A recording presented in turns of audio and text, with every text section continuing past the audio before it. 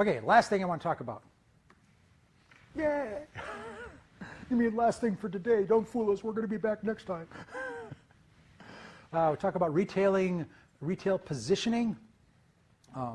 And positioning is just creating a perception of your business in the customer's mind relative to that of your competitors. And retailing is as important as with any individual product. One of the things to understand about retail positioning is back in the dot-com boom in the late 90s, early 2000s, everybody was saying that retailing was dead because why would anybody go to a physical store to pay a higher price for something that they could order online from the convenience of their home for a lower price? And retailing is evolving, but it's still around. And part of the reason of that is retailing is not just, shopping is not just a transaction, but shopping is also a social experience. People like to be with other people. People like to share, to see, touch, and feel. So recognizing that, one of the models of retail today is retail as entertainment. And there's a term called the birdcage mall. Do I have that coming up? Nope. A term called the birdcage mall. And this was developed, I grew up in Minnesota, and the birdcage mall was invented in Minnesota. Thank you very much. But one of the very first mega shopping centers was Southdale. And the Southdale Mall, as the first mall, was an enclosed space, and their centerpiece, they had this atrium with a little restaurant, and they had a 3-story birdcage with birds in it. So imagine yourself living in Minnesota in the winter. It's 92 degrees below zero. There's 6 feet of snow on the ground and another 2 inches coming. The wind chill is 500 degrees below zero, and you go to this place and you go inside. It's warm and it's green, and there are birds chirping. And it's interesting because the Mall of America, which opened right next to Southdale, is one of the biggest malls in America, and they've taken the retail as entertainment even further because they have an actual amusement park inside the mall, as well as a number of nightclubs. And I've heard from my friends who still live there that the nightclubs at the Mall of America are kind of like a hot place to go on a Saturday night.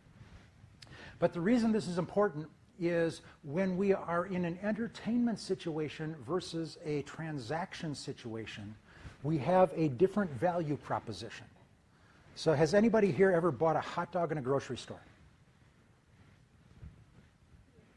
You can admit it. Bought it for somebody else. I would never eat them myself. Anybody bought a hot dog in a grocery store? How much you pay? $1 a pound? Say again? No, I buy them by the pound. But at Costco, I could buy them for individually. And how much do I pay at Costco?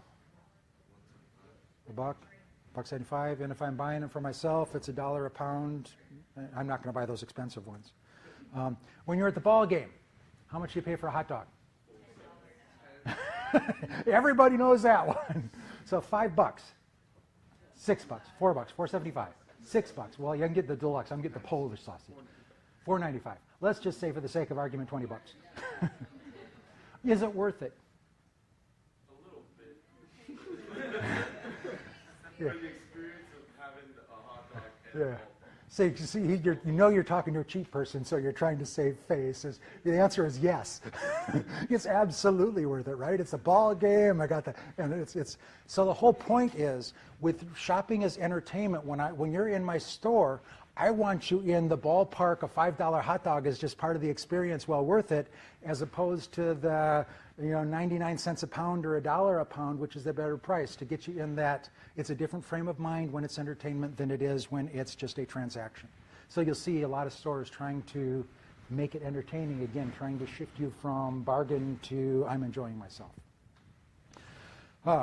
So in order to position your store, you've got to create a brand image. What does it mean to be a customer of your store? Another hot term in marketing right now is user experience, or UX. And so what is the user experience? When I experience your store, what do I experience? And you've seen this, right? You walk through a mall and like some stores call to you, right? I've got to go in there. Oh, that's so cool. And other stores, like you just don't even notice them. You walk by. Again, that's all positioning. There's stores that are trying to attract your demographic, and there's stores that are trying to attract another demographic. And when you are attracted to a store, it's working.